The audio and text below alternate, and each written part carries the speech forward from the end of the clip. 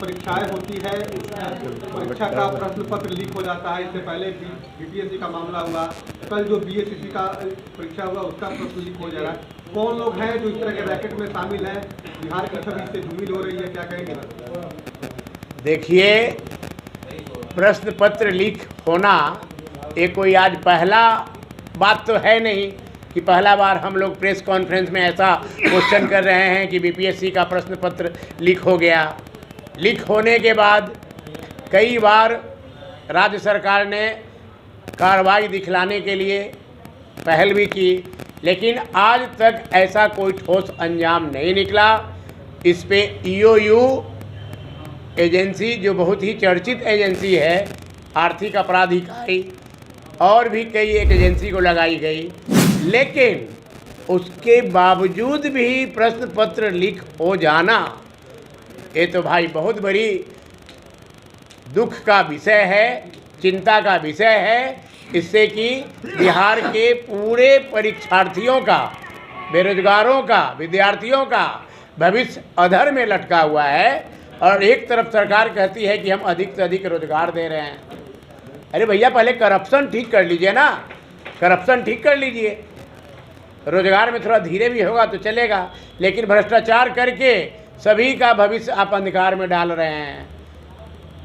इसलिए इस पे सुधार, इसीलिए तो बिहार राज्य बदनाम है। परीक्षा को रद्द कर देना चाहिए। बिल्कुल परीक्षा को रद्द कर देना चाहिए। जब क्वेश्चन प्रश्न पत्र जब लीक हो गया तो फिर वो परीक्षा ही रहा क्या? वो तो परीक्षा नहीं रहा। फिर इसमें तो परीक्षार्थियों का भविष्य अंधेरे में नहीं चला जाएगा सर। अरे भाई, अंधेरे में चला जाएगा तो ये सरकार सोचेगी ना। हम तो विपक्ष में हैं, भाजपा गठबंधन की पार्टी हैं, विपक्ष में बैठे हुए हैं। हमको जहाँ तक जो सूचना आती है वो आप लोग के सामने रख देते हैं। जनता के पास गांव, प्रखंड, जिला स्तर पर ले जाना आपका काम है। कल शिक्षा मंत्री ने कहा कि इस मामले की जांच की जाएगी, जांच के बाद जो है परीक्षा रद्द या किसी भी तरह का बात जो है विचार किया जाएगा। शिक्षा मंत्री बोले हैं जांच करेंगे और जांच करने के बाद कार्रवाई करेंगे। जब प्रश्न पत्र लीक ही कर गया तो अब उसको जांच क्या करना है भाई? है तब शिक्षा मंत्री से इसका मतलब है कि ये कंट्रोल नहीं हो रहा है। शिक्षा मंत्री जी नैतिकता के आधार पर रिजाइन कर दें, उनको समझ में नहीं आ रहा है। दूसरा सवाल है कि छपरा में जहरीली शराब से कई लोगों की मौत हो गई है, लेकिन सरकार मुआवजा देने को तैयार नहीं है। आप लोग भी भर्ती का परिणाम जितना निकल करके 10-15 वर्ष में जो नीतीश कुमार जी के शासनकाल में जितना नियुक्ति हुआ है उसकी जांच कर लिया जाए। महिला आरक्षित जितनी बहाल हुई हैं उसमें 80% नालंदा जिला से क्यों है? खाली नालंदा जिला में ही मेरिट है। यानी नीतीश कुमार के इशारा पर जितना प्रश्न पत्र लीक हो रहा है और घोटाला हो रहा है, ये सब नीतीश कुमार करा रहे हैं। नीतीश कुमार पोषित है, नीतीश कुमार में है हिम्मत, तो इसका सीबीआई जांच करा। शराबबंदी जहां पे घटना घटी है उसी जिले से आप आते हैं, तो आप ये कंफर्म करें कि जो सरकार आंकड़ा दिखा रही है मृत्यु का, क्या वो गलत है या सही? बिल्कुल गलत आंकड़ा दिखा रहा है। आप लोग देखें, हम तो एक दिन इंडिया न्यूज़ का देख रहे थे कि पूरा का पूरा रिपोर्ट में आ रहा था कि किस ढंग से लोगों को प्रशासन के लोग डरा धमका करके, आम मुखिया लोकल बॉडी के लोगों को मिला के प्रशासन के लोगों का दाह संस्कार करा दिया, ना पोस्टमार्टम होने दिया, ना हॉस्पिटल में इलाज होने दिया, ना हॉस्पिटल में गया तो डेथ होने के बाद 166 आदमी का एकदम मृत्यु हुआ है। 166 पूर्ण रूप से सही और पुष्ट आंकड़ा है। चलिए, नहीं, एक तो जो एनएचआरसी की टीम आई है, ये लोग एनएचआरसी की टीम पे सवाल उठा रहे हैं। राष्ट्रीय मानवाधिकार आयोग की टीम आई है, जांच होने देना चाहिए।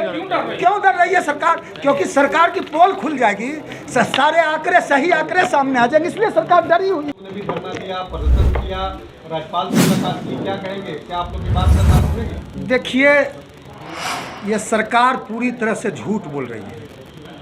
बिहार में आदरणीय मुख्यमंत्री नीतीश कुमार जी इतना बड़ा झूठ बोल रहे हैं और विधानसभा में चलते सत्र में उन्होंने झूठ बोला।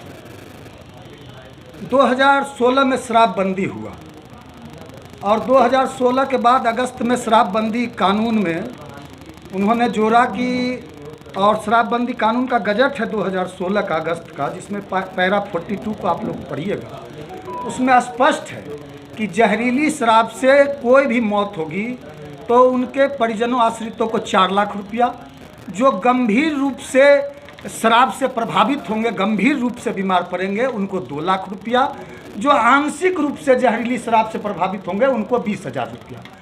उसके बाद अक्टूबर नवंबर में गोपालगंज में खजूरबन्नी में जहरीली शराब से पहली बार 19 लोगों की मौत हुई और कई लोग की आँख की रोशनी चली गई।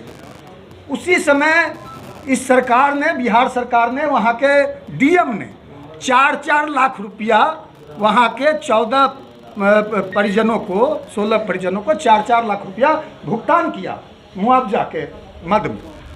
और उस शराबबंदी क्लॉज में है कानून में कि जहरीली शराब से मौत के बाद जो शराब विक्रेता होंगे या जो शराब निर्माता होंगे उनसे असूल के सरकार देगी, भुगतान करेगी।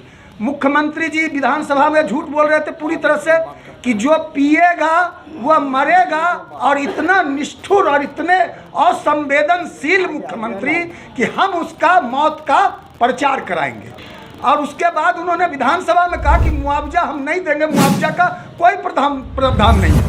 आप ही के चैनल पे 3 दिन पहले आदरणीय मुख्यमंत्री जी ने इस बात को माना, जब उनकी झूठ की पोल खुल गई तो उन्होंने मीडिया के सामने इस बात को माना कि शराबबंदी क्लाउज में पैरा 42 में 2016 में यह प्रावधान है। मुख्यमंत्री जी का 3 दिन पहले का बयान है कि जो शराब निर्माता होंगे, शराब विक्रेता होंगे, उनसे असूल कर हम लोग जो परिजन हैं उनको पैसा देंगे। तो मुख्यमंत्री जी से यही आग्रह है, इस झूठी सरकार से यही आग्रह है, इस पाखंडी सरकार से यही आग्रह है, इस जुल्मी अत्याचारी हत्यारी सरकार से हमारा यही आग्रह है कि अविलंब आप जो गोपालगंज, जो छपरा में ये मौत का आंकड़ा छिपा रहे हैं, मौत का फर्जीवाड़ा कर रहे हैं।